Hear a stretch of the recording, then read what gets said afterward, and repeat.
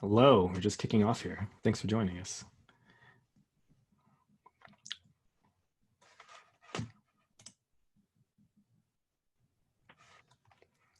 Attendees.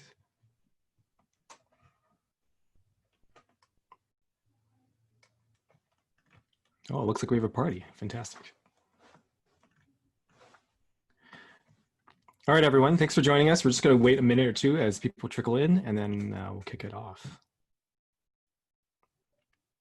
There really needs to be a form of like talk show music for the beginning of webinars where we're all waiting around, or like a witty or like some kind of skit, like an animal or a puppet show.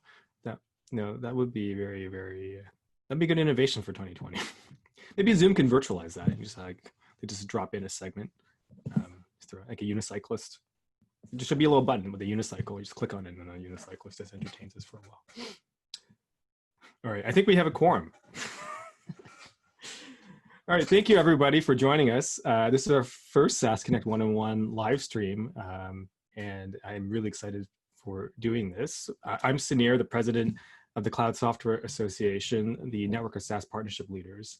Our goal in life is to build a market for SaaS distribution, but our daily mission is to support all the partnership managers in their journey and trying to figure out this crazy idea of building indirect channels for SaaS. And what we are trying to do now with these one-on-ones is bring two partnership professionals who are either of two minds or on two sides of the table to express differing, similar opinions about a common challenge we all face as partnership managers, to explore the human side and the professional side of going through the challenges we all face. And with that, I have my first two guests, I'm really excited about. I'll let them introduce themselves, but we have Gabe from Formstack and Joe from Salesforce App Exchange. We're going to talk about the journey that Formstack took to take their Salesforce integration from level 1 to level 10. So Gabe Caldwell, I'll let you introduce yourself first. Yeah, happy to be here. Thanks for that introduction, Sunir. Like Sunir said, my name's Gabe. I'm the Director of Technology Partnerships here at Formstack. I work with our integration partners on our go-to-market. And I also was the founder of the partner program here at Formstack that we kicked off just about 2 years ago. And Joe, how about yourself? Yeah, sure. Hi, everybody. Very proud to be here. Joe Ondrejcka, Senior ISV Partner Account Manager here with the Salesforce App Exchange. And what I help is my partner ISV accelerate their go-to-market efforts and increase their business with Salesforce. Fantastic. And just to set the table for everybody listening, we have a Q&A open in Zoom, thanks to the Zoom webinar feature. So as people are talking, we're just gonna get through the business case as fast as we can, but throw your questions in the Q&A as they're coming to your mind, and we'll address them when we get to a stopping point. So please do that. And Kai, who's also here producing the event, will make sure that we address all the questions. Now with that, I'm gonna kick it off. I mean, Gabe, why don't you set the table? How did the story begin? Like, where was Formstack at the beginning of this journey, and why do we need to make a change? Yeah, absolutely. So if you haven't heard of Formstack, just to give you the quick backstory, Formstack was founded in 2006 as an online form and survey product, and spent a decade becoming a leader as that online form and survey product. And then over the past 3.5 years, things got really interesting. We started growing through acquisition. So we had 5 acquisitions over the past 3.5 years that basically extended the functionality of our flagship product. So today we have a platform of products that help companies really digitize their paperwork process. So starting with collecting data through online forms and surveys, generating documents, getting e-signatures, and then syncing that data and documents back into a system of record like Salesforce is really, in a nutshell, what Formstack is today. And through that, those mergers and acquisitions, we had a lot of challenges along the way of picking a brand, honing in our messaging, getting our systems integrated in the back end. If you've been through those acquisitions, it's a lot of fun. But from a partnership perspective, honing in our messaging around that was definitely something that fell off our focus, and definitely hurt our growth there. And want to talk about today just how we fixed that, addressed it and fixed it, and built a partner program around that, and partnered with Joe and Salesforce here to take our growth rate from 10 to 15% up to 200%. And we'll talk about that today.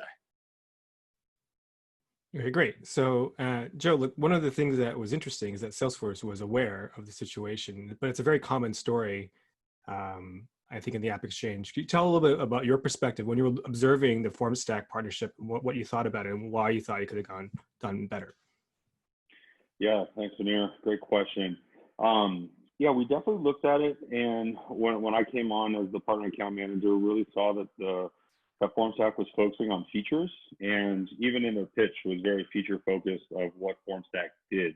But what we really try to help our partners see and understand is the Salesforce customer story and that journey that trailblazer internally at a Salesforce in the Salesforce customer is going to see and understand.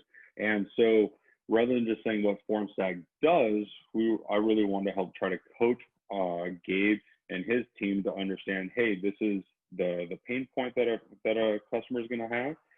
This is how Formstack comes in and relieves that pain point, and how Salesforce and Formstack are better together and harmonize for that trailblazer internally at their customer there. So that was really kind of how I was seeing it, and really kind of saw the trajectory where I really wanted to help Formstack strategize and start making that messaging and content shift. I mean, this is the build it and they will come strategy. I think a lot of us are in, whether we want to or not. Like sometimes it's just the nature of how partnerships are done. You just make them, and product makes them. Partnership people have to contend with it. It can be pretty overwhelming for a company the size of the opportunity size of Salesforce about how to fix that. But like you said, Joe, you provide a lot of coaching. I'd be really interested to hear what you expect from an app to be successful beyond just building integration. Like what would you have told Gabe?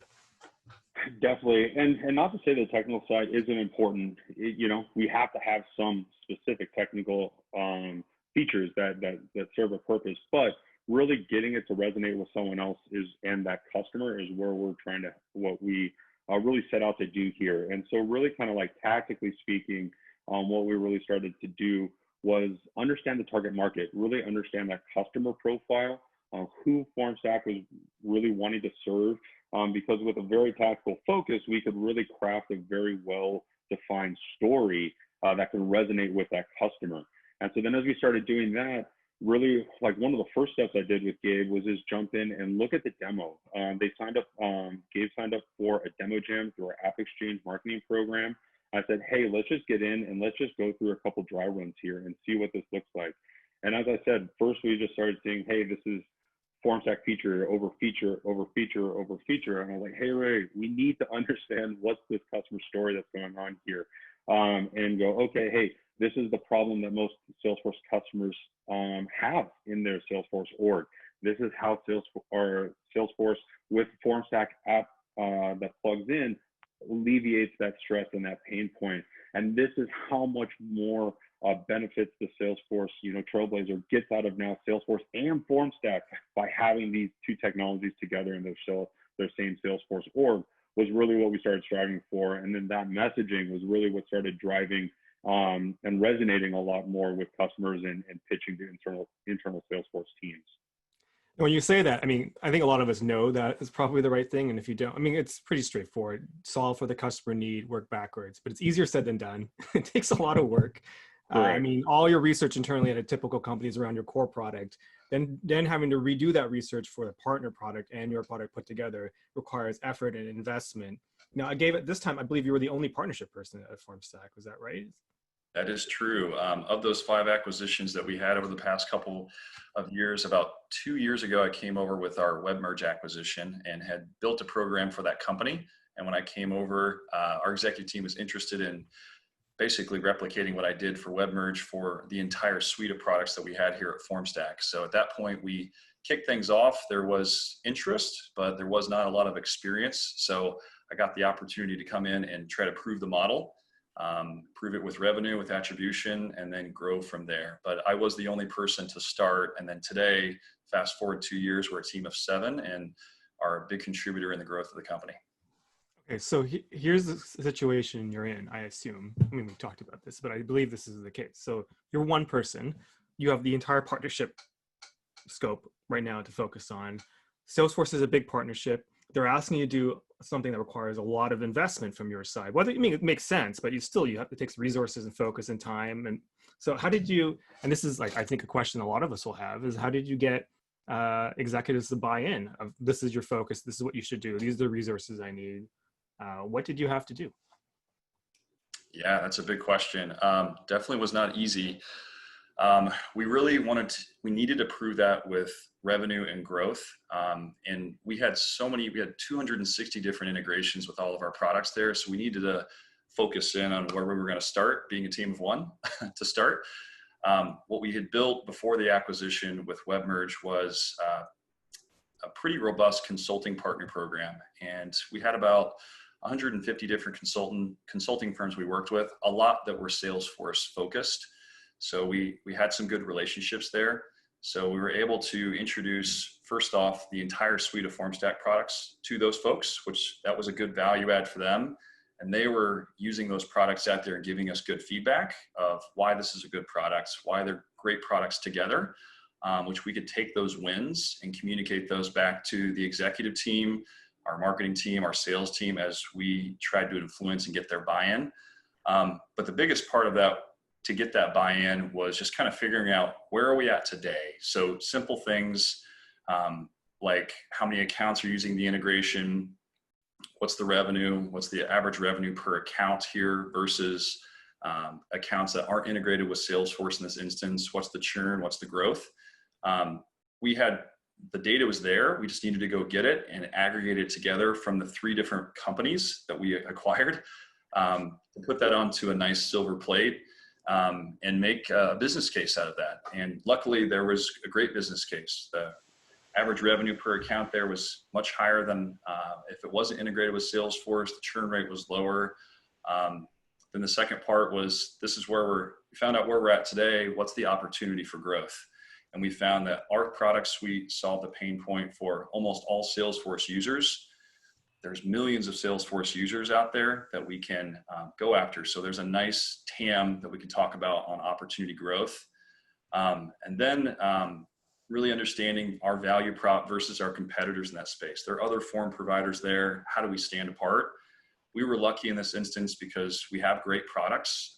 Our products are native inside Salesforce. So there's really good compliance. It's easy to use. It look and feels like Salesforce, where Joe kind of gave us some coaching on that. So those were big things. We had a good story to tell. We just weren't telling it. And the last part was we had to make an ask. So we put all that together, and then we approached, of course, the C-level, but also department heads, marketing and sales. And we knew what their OKRs were. So we spun that pitch on how we were going to help them meet their goals by investing into the Salesforce channel, which we strongly believed was going to be the case. And in spinning it that way to speak their language, if you will, that really helped us to get that buy-in across the company. But that definitely didn't happen in one meeting. That was several meetings, constantly beating that drum back and forth, and then taking those wins and those success stories back and sharing those across the departments of how we were actually helping them. It wasn't just talk. We helped marketing get more trials, we helped sales get more deals, and we were growing revenue and brand. There's a question here I think we might have answered. Jennifer Rish asks, she's the only person, a partnership person in her company, putting yourself in your shoes. But her ask is around product. So how did you get product to prioritize work in Salesforce? I believe you had already built, but it's still an interesting question if you had to go to product as well to go and re-up this integration. And then what metrics and data did you use to get like the company aligned around investing in the product integration itself, if you had to do that in this case? Yeah, for us, it was already in place since we acquired a company. One of our acquisitions was previously called FastForms, and this form tool was built 100% on Salesforce. So the product team that owned this, that was their full-time job, was making that product better. So that was the only integration, the only focus there for that product team was that. So I lucked out in that. As far as I had a product team, that was their full-time focus there. From a partnership perspective with Salesforce, getting them connected with the right technical use case or technical resources on Salesforce side, helped to get some of the things they were getting done, and also communicating use cases back with our consulting partners to our product team were some value adds that we helped there. But from an executive alignment, I already had the product team in place, or we did, that was focused on that integration. I will say part of the story that's so interesting is that they had put this investment in this acquisition, which was known, and then they needed to maximize it, get the return on this. And of course, that took effort and time. And one thing you'll come up with product managers is they may believe that this integration might be valuable, but they may not believe that you as a partnership person will have the ability and focus to execute to maximize the partnership. So, I mean, one thing you could hopefully take away from this, that there is a playbook that is not that hard once you like wrap your head around it, but a lot of the thing that might slow you down is wrapping your head around that. And so hopefully part of what you get out of this is there's a series of specific tactical things you can do to like get results on this partnership. You can deliver to your product team is like, this is the post-launch plan. I'm actually, and the CSA does have a product launch checklist for integration partnerships on our blog that you can Google, and I will post it in Slack again and in our general room for those who are listening. But these are things, hopefully you can get out of this. So look, actually speaking of tactically then, so one thing that I appreciated Joe did, he sent me a link beforehand. I shared with everyone, it was your homework before the call. There's an exam right now. No, I'm kidding. Of all the things that Salesforce can offer tactically and strategically for SaaS partners. And it was in the newsletter, and we'll send it around afterwards to the attendees. Now, it's a lot of things. It's because Salesforce is a big company, and it kind of gives you a big hug when it wants to help you. And it can be very overwhelming as a partnership manager. I myself have experienced this, both at FreshBooks and at OWARC. When I was working with Salesforce, it was just way too much for me to wrap my head around. So I would love to hear, Joe, from your point of view, what you think are the critical tactical marketing opportunities from you. And then I would love to hear after that, Gabe, how you actually dealt with that overwhelming list. So Joe, like what do you expect from SaaS? What can you offer them? Like what are the available options?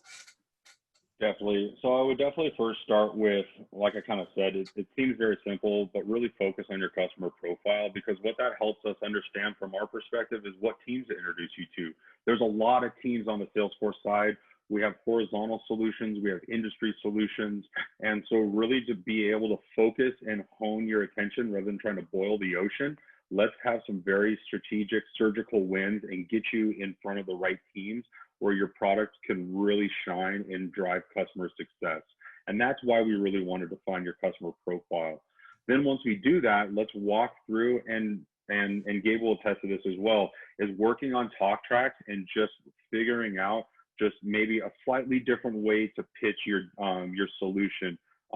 Enhance the customer story in certain places, maybe tone it down in another, and just walk through those talk tracks and practice that a couple of times. And a lot of things that I worked with Gabe was, if we had a demo coming up, like we had 2 rough drafts and dry runs right before, just so that we can, and then with some good enough time in between that we can sit and think through it and make sure that it kind of resonated very well with the story and the presentation to that customer that you're trying to do. So I think that's a very simple way that you can do it. And then once you have that story honed in, get it in front of those Salesforce teams. And that's where Salesforce can help. Your partner account manager can help and introduce you to those teams. Start getting feedback from those teams is the best thing. Everyone here at Salesforce wants to help grow our business. And so figuring out how you can help those Salesforce teams bring more business, bring more customer success is really going to perk their ears up. And listen for their feedback. They're dealing with customers in that industry with that target market on a day-to-day basis. Being able to get that feedback and incorporate that back into your talk track, enhance it, make gains here, reduce here, will definitely increase your odds of success as you keep leaning into the partnership more and more. Like what kind of, maybe I'll ask from Gabe's point of view, because there are a series of actually specific programs you use from Salesforce. And that maybe give the audience here a hook to hang their hat on. Because like part of this is we just want to like show people like these are literally the executions you can get. So Gabe, what happened at Formstack? What did you actually have to do? Yeah, so the initial approval that we got from our executive team here was to invest in Salesforce Salesforce's program called the AMP program, which stands for App Exchange Marketing Program, where you're going to write them a check and you're going to get some goodies across the next 6 to 12 months to give you some exposure and give you some coaching alongside Joe here. So some of those tactical things that we did, first we went through our listing on the App Exchange and made sure that we optimized our listing there. We had good content, we had a good storyline, and made a lot of changes there that follows what Joe was saying. So it spoke the language of the Salesforce user that found themselves on that site. The second thing that we did was created what's called a Mavericks video. It's a professionally done interview with a Salesforce MVP that's a high influencer, where you get the chance to pitch your product, demo the product, talk about use case, and then Salesforce from there shares that internally across the entire company and puts that on different places where customers can easily find that to help drive some exposure. So that was really good for us. We saw a spike in signups from that. And Joe provided a lot of coaching around that to make sure we're speaking the right language and showing Salesforce and Formstack together. The second thing we participated in were these things called demo jams Joe talked about. These are different events where you get 3 minutes to basically pitch your product. And this is to sometimes internal audiences like account executives or solution engineers at Salesforce, or maybe industry teams. And it's really important to craft that message for, if you're talking to nonprofit AEs, talk about nonprofit use cases. If you're talking to public sector or healthcare, talk about those use cases and demo those and craft that message, as opposed to how we started, just, hey, we got one demo that we're just going to talk about forms and features. We needed to talk more their language. So we took every opportunity we could to do those demo jams. And then creating content, blog posts, talking about maybe the top 5 use cases where Formstack can help you within healthcare or within for nonprofits, creating that content, sharing it through Salesforce, and also sharing it in internal chatter pages that hit Salesforce employees and feeding that funnel to them, just continuing to influence and show them how we can help out. Were some really big things that we got out of investing in that App Exchange marketing program. That's awesome. I want to just call out your App Exchange listing to indicate like the kind of way you refocus the Formstack story, which is much wider than Salesforce, but specifically for the Salesforce context. One, you say it's a native integration, which it is. And then you talk about the core cases, forms and surveys to capture leads, context cases, or custom objects, all Salesforce language. You're talking about the data never leaves Salesforce, so it's secure. These are the ways that you reposition Formstack specifically for the use case of Salesforce. And after all, customers follow their data and their needs to go to integration. So it makes sense you would solve problems that they're experiencing in Salesforce, position your app to solve those problems, and then they would sign up for Formstack. And I encourage everyone to have a look at their App Exchange listing to see like a concrete example of something that did work. And it's not that complicated really once you look at it. It's not supposed to be complicated after all.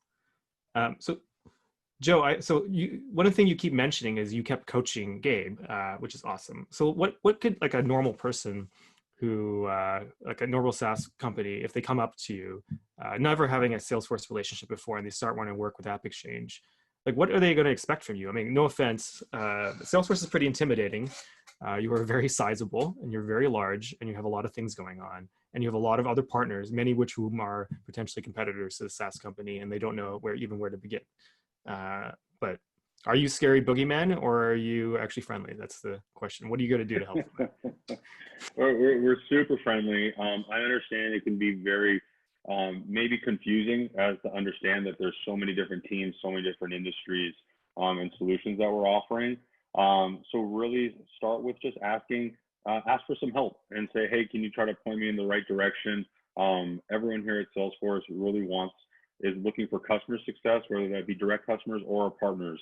So reach out to your partner account manager and just ask for some feedback. Hey, how can I do this a little bit better? We're struggling here. Maybe is there another team that can provide us some feedback? Everyone here is more than willing to grow their business and help our partners succeed as well too. So just ask for that helping hand is the best way to start.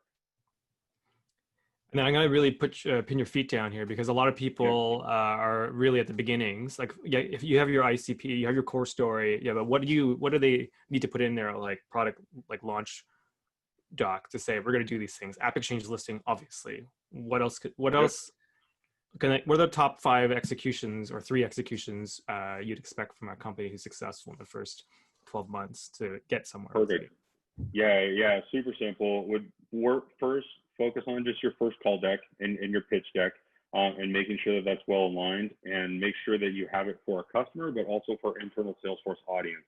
And the internal Salesforce audience should really be focusing on your white space, and the value that you provide. Um, Really making sure that you understand the customer story and who that customer target profile is, so that as a Salesforce customer, if I see a matching profile, I go, oh, hey, go talk to Formstack. And so they can start making those connections in their brain. And then make sure that you have rules of engagement, how to interact, how to do business with your company, so that it makes a very easy handoff when that direct account owner sees a potential match for the partner, and then knows the next 3 steps to hand it off and follow up to make sure that that partner is getting into the account. So that's your first call deck. Make sure you summarize it down to a battle card, which is just a 1-pager that's very easy to attach to emails, intro calls that you have as a follow-up, where you just get down to those summarized bullets a lot quicker. And customer success. Salesforce is the customer success platform. That's how we brand ourselves. And so really focus on those success stories. Whenever you have success, get it out. It's 2 lines.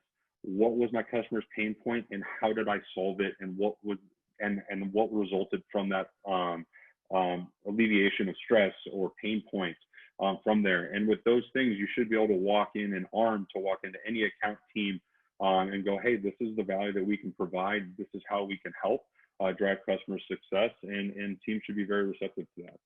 Then your role on the team is to work with your IC partners. So once you have the basics, like your listing, what your positioning is, how to work with you, what the opportunities are, then these opportunities like AMP and Demo Jam, you will help them navigate.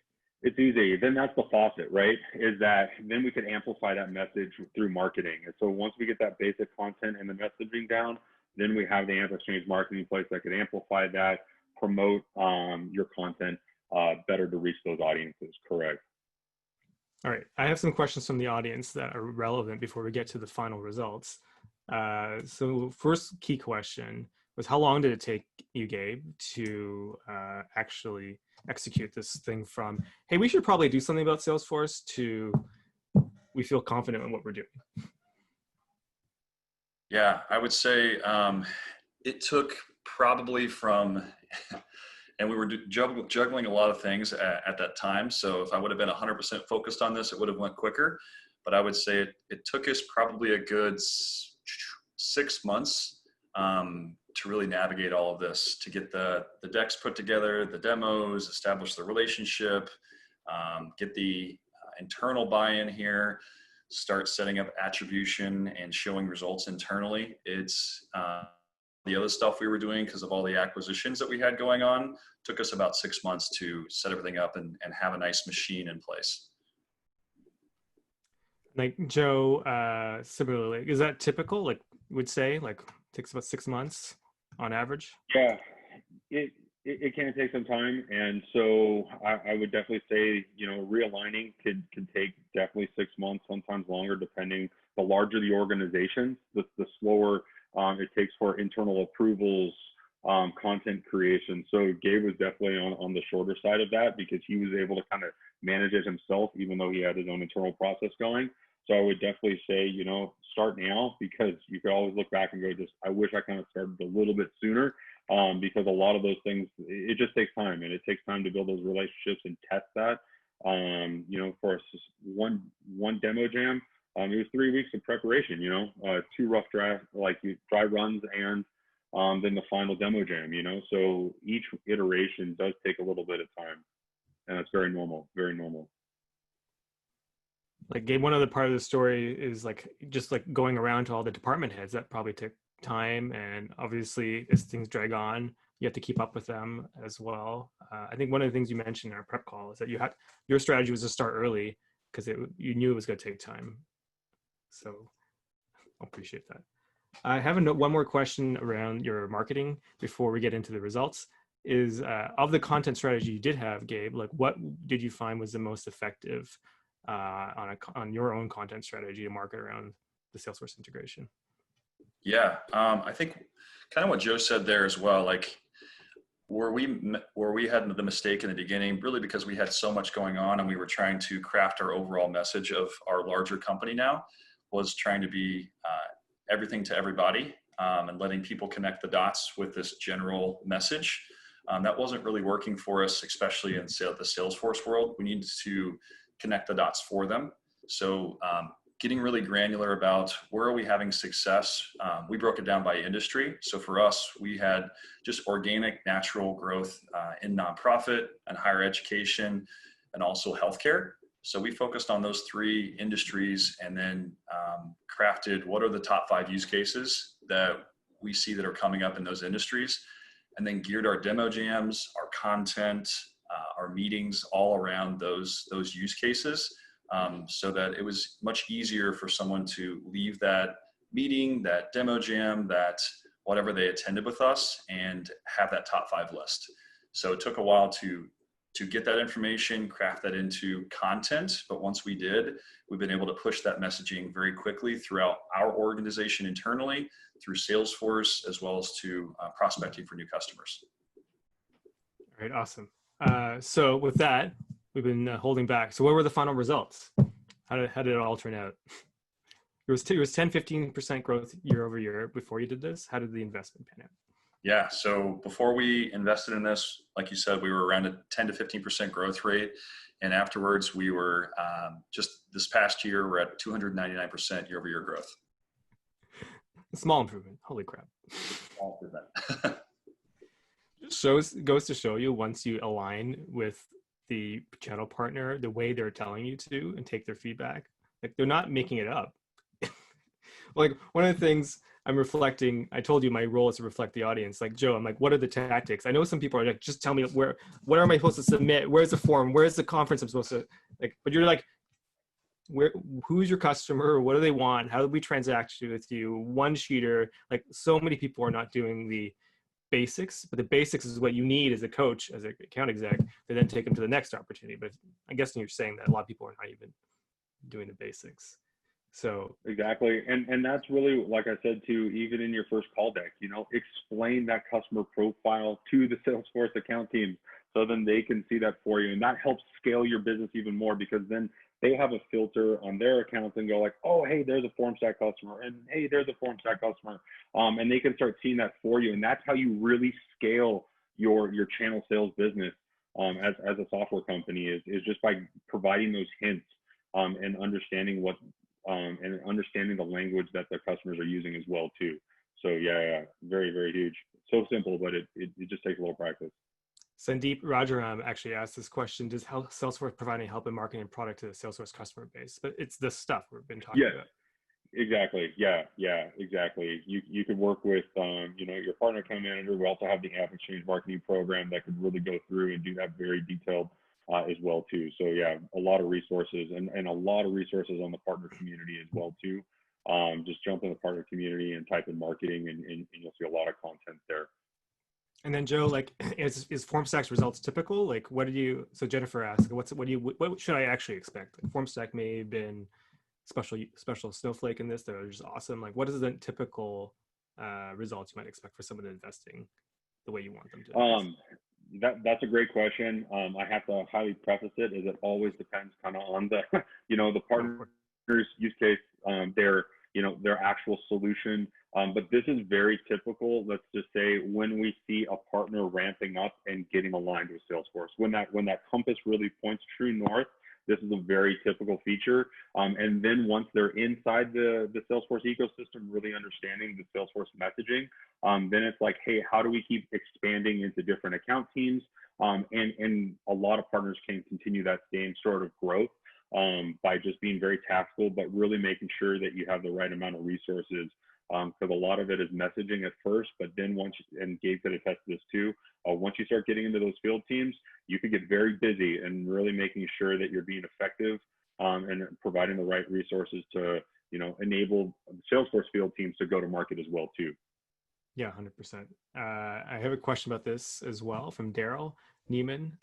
So speaking of the field teams and the MSP, the managed service providers around Salesforce, how do you market to them? Is AMP the right method? What is the right method to go reach the AEs and potential customers in the MSP side?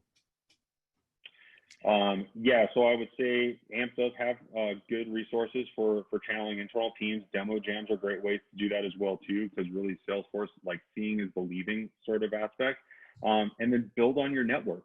What teams have you already working with? Who and how can you spread organically? Because there's two ways you can attack it. There's strategically and making sure that teams understand what you do, but then you also have to come in and help those field teams sell. So I would expand your network organically, as well as use other methods like App Exchange Marketplace to broaden your scope of and your network in Salesforce, and then follow up with those individually, and then work with those teams as well too. So kind of two-pronged approach for sure. And go ahead, Gabe. I was going to add to that too. What we saw on our side too was that a lot of Salesforce email addresses were signing up for our product for trials. So reaching out to those folks is pretty easy, and giving them a little bit of extra care on setting things up and helping them solution. Those are typically account executives at Salesforce or solution engineers, a lot of times SEs. And we took extra care of those folks when they came in, built a relationship to help them solution, and then they told their friends, and then we got invited in for what they call Partner Fridays for solution engineering teams there on specific industries, where we had the chance to present in front of them, all because we reached out because of a sign up. So one of the things that I hope everyone takes away, and like the goal of these things is actually to alleviate some of the anxiety and chaos you might feel about taking a partnership like this. But the basic stuff will get you through this. It's relationship marketing. Salesforce is a huge organization. There's still word of mouth internally a lot of the times, and then you get amplified by programs as people within those groups like you'll get pushed up, and your partner rep is your Sherpa to help you go through, navigate all these relationships, lean on them. And that's the basic story, right? Am I right? 100%. So as final questions come in, so last call for questions, I saw one from Simon we'll get to in a second. I'm going to ask you, what are your lessons learned? Like, what would you have done differently through this whole process? I'll ask Gabe first, because he's the one who did the yeoman's work here. So what would you have done differently? What would you advise a younger Gabe who's going through the same process you did? Make me sound so old, Sunir. You are old. We're all old. Oh my gosh, learned a ton. Skinned my knee, fell off the bike a ton here along the way. So anybody that tells you they didn't and had all the answers is lying to you. If I could go back and talk to myself 2 years ago, I would say start sooner. Don't try to over plan. Just get in there and start taking action. You'll learn along the way. The big learning I had too was the importance of sharing wins. So when you get a deal and it's coming over and it's come from your partner, making sure that you echo that throughout the organization, and that'll help you to get buy-in. To do when you're working 8 to 5 or 8 to 8 sometimes on the day job, having to put your political hat on internally to craft up a great message and say, hey, look at this big win we had for this partner, and sharing that with your marketing team, your sales team, and showing how it's helping them meet their goals. But if you don't do that, when you go to ask for more resources, that won't be as easy. But if you're doing those type of things and making that a habit each week, when you go for those asks, it will definitely help. So I would have done that more. Probably reaching out to and creating a relationship with Joe even quicker, so I could get down to where are we having success in getting our messaging for a specific industry. So we could speak people's languages would definitely be something I would recommend to myself.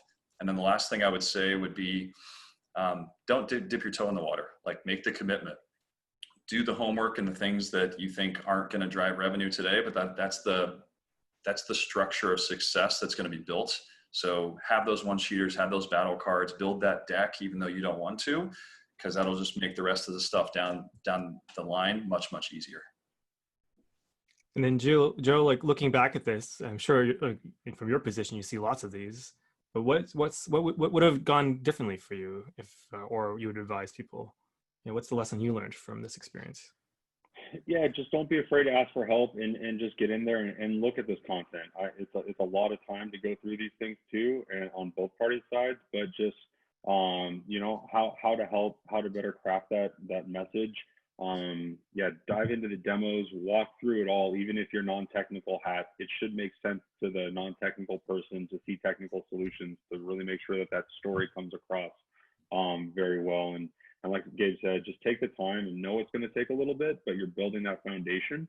So know that you're investing for the second half of the year or next year, and it's going to start accumulating, and you're going to start seeing the return on investment, and just know it is there.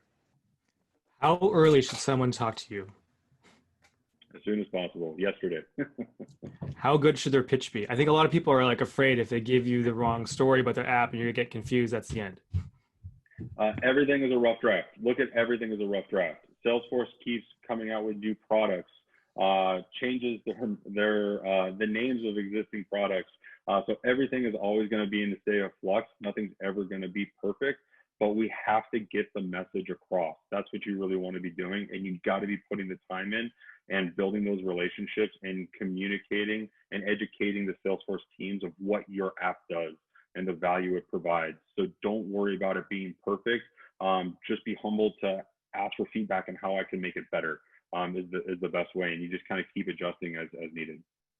One of the lessons that I learned in my journeys with Salesforce in the past was I assumed Salesforce was like the partner team would be the same as the partner teams at other companies, where you really want to be more precise in the way you reach out to people and have a core position because they don't have enough resources to handle. But the partner team at the Salesforce App Exchange, their job is to inbound and support ISVs onto the platform. And they're actually different than most other partner reps. That if you screw up, you can take another crack at the can, 3 months later, and then try again until it works, because they're not bringing it for customers. They're just helping you get onto the Salesforce experience, which is a bit different. 100%. Yeah, and it's very straight up. Partner account managers are measured by the success of their partners. So I am directly incentivized to make sure that Gabe and his team does well, because that puts money in my back pocket at the end of the day too. So, just look for those incentives structures and make sure that you're aligning really well with those with your account team and the direct teams as well. We're doing this for money? I thought we were doing this because we all love each other and like to drink together. That's what I'm doing. And customer success. We make a customer extremely happy. That's really what pays the bills at the end of the day is customer success. So awesome. So with that, if there's any more questions, throw them in the Q&A. There's one from Simon, which is actually an interesting question in your case, Gabe. How much tech integration is required to get onto the App Exchange? And that's actually not a trivial answer in your case, because you took multiple cracks at that pinata at Formstack. Yeah, so how much tech was involved in building the integration? Yeah, I think Simon's probably getting, I'm going to just guess, he's trying to get a scope of like how much scope he's going to go to product and ask for, because it's an investment. But you had more than one Salesforce integration at Formstack at the outside of this project, which, just to recap, you can recap it, and then trying to give an estimate to him, like what it takes to make a quality Salesforce integration, I think is really the key question. Yeah, so to lay the land integrations with Salesforce, we have managed package for our Forms product, our document generation product. It's now called Formstack Documents, has another managed package. And then we have a standalone product that has an integration that we built into the Salesforce API. All of those integrations transparently were built before my time. So I'm happy to follow up and get some feedback from our product team, to be honest, and send that back over to Simon if you'd like. And also, Sunir, I'd like to add on to that as well too, is that there's plenty of consultants that specialize in App Exchange product development, which are called product development outsourcers, or PDOs. They can be found in the App Exchange by going to consultants and App Exchange experience. And really what they specialize in is getting those integrations. They have pre-built integrations that they reuse so they can get this done very fast and get it through our security review, which can be a lot of challenges. for partners. I think the numbers are around 50% of most apps don't pass security review on the first time through, whereas a lot of PDOs are well into the 90 percentile and high 90s. Just because they have very good experience with this. So if your team is really focused and head down on features and maybe doesn't have a core team that is trained up on Salesforce and the integration methods, reach out to a PDO. They can provide at least some budgets and estimates, and you can develop that ROI. And even just being able to get into market faster really pays for it right there, rather than just kind of dragging your heels for 6, 9, 12, 18 months trying to get it through security review. The security review, I forgot about that. I will say that of all the security reviews I've ever done for any of my apps, the Salesforce team was the most helpful in actually improving our app quality. So hats off to your team. And I know you outsource to agencies to help you with that, who are specialists, and you picked some good agencies. But it can be intimidating if you're non-technical. I am a computer scientist myself, so I had to do it for OLARC, and it was quite intense. But you do have supportive teams there. We do, and we try to provide as much transparency and as much guidance with office hours. And really, at the end of the day, it's about trust, right? We want to make sure that partners are building apps and code that their customers can rely and trust, and that's really a badge of approval, is getting through the security review from our perspective and from our customers' perspective. So, we're just trying to help provide best practices. Bradley Blinn has a key question which we didn't get to. Reach out to your Salesforce rep, but there's an initial 0 step. How do I even make a relationship with Salesforce? Does everyone from the CSA email you all hours, Joe, for the rest of your life? Because I can make that happen. Be very popular. Or how do you even open the door and get a rep from Salesforce? Yeah, so start in the partner community, get signed up. If you have an app, make sure that you have a listing and start going through the process to get your PATA, which is the Partner Application Distribution Agreement, set up. And then that will get you on the tracks and get you in contact with the right Salesforce teams that will assist you. So yeah, 100% through the partner community if you're not signed up already. And one thing maybe we could do, just brainstorming, but I think we should do it, is in the CSA Slack, we can open a Salesforce channel for people working the Salesforce ecosystem, just so we can all help each other out, because there's a lot to navigate here the first time around. That's the people with experience. So Kai, I'll put that on you. He's one of our community leaders. He will open a Salesforce channel. I love giving to-dos on people on the middle of a call in front of everybody. I'm the worst president ever, but I think we should do this. It'd be great. It'd be a good good thing to do after this. If there are no more questions, I think this is what we'll do to follow up. We're going to produce this video and publish it, and we'll send it out to everybody. There's thanks, Kevin. He said bravo for the Slack channel. So we'll send you again the Salesforce resources. Joe actually sent me a lot of links, but I think the overview link actually is the best place to start. And Joe, maybe you can, if you have like the step 1 for how do I even get to App Exchange, that one link, and how to get a rep. That's really what they need. How do I get a rep from you? If you give me a paragraph, I'll share that out. And we have the integration checklist we also mentioned. Gabe is quite active in our Slack community as well. So you can always ping him there as well if you have any questions about their specific experience. So thank you, Gabe. Thank you, Joe, for opening the kimono and talking honestly about the reality of what it takes. And I hope for the audience they found it's maybe not as intimidating as it might feel, even though the scope can seem large. So thank you very much. Yeah, glad to be here. Glad to be here as well. Thank you so much, Sunir. Thank you.